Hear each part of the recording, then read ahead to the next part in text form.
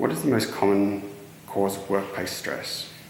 Bosses. Yeah. So the irony of it is that most people leave a job because they have a bad boss.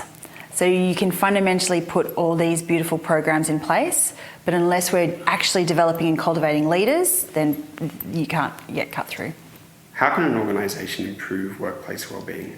The first thing they need to do is be able to measure it. So you cannot change wellbeing unless you can actually measure it. So Springday has a validated wellbeing check tool that we built with Professor Nick Glosier at the Brain and Mind Institute at the University of Sydney. And so that first gives an organisation an understanding of what's actually going on with their people.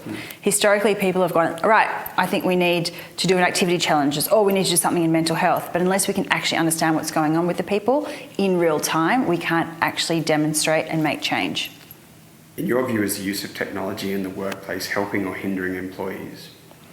It's a really good question. I think that technology can help and it can also hinder. So it really depends on the individual organisation as to how they're embracing technology. A lot of people have a whole range of technology, but they're really legacy, clunky systems, and that they can use Springday to be the front door to help them navigate through those legacy, clunky systems. So in that instance, we can come in and help to amplify the experience as opposed to detract from it. Whereas other organisations can start from scratch, and to build Springday from the ground up and to put technology in there is also a very exciting opportunity.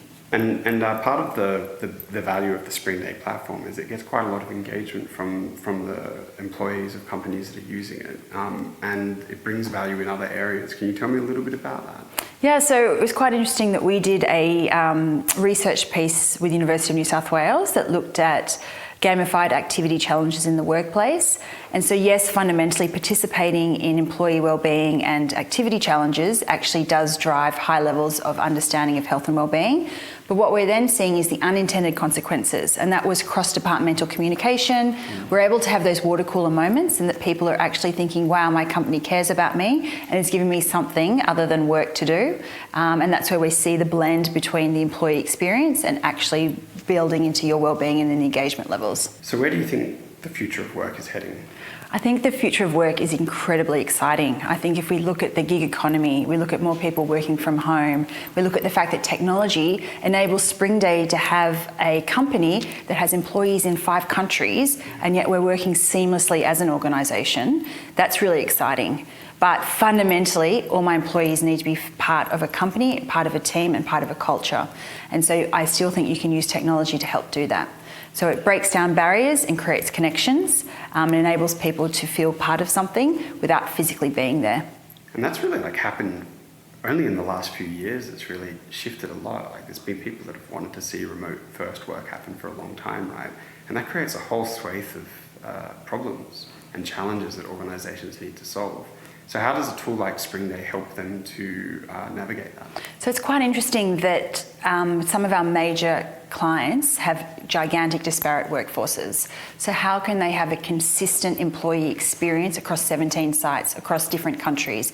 One of our clients is deployed across 13 countries in Asia, and they need to get the same messaging, the same language, the same communication, the same idea of what it means to be an employee and that employee experience across such a diverse geography. And then what we can really see is personalisation. So yes, we've now got them on board into the platform, we've built the trust, we're able to communicate. Then over time with AI and ML, we're really going to be able to deliver a personalised experience.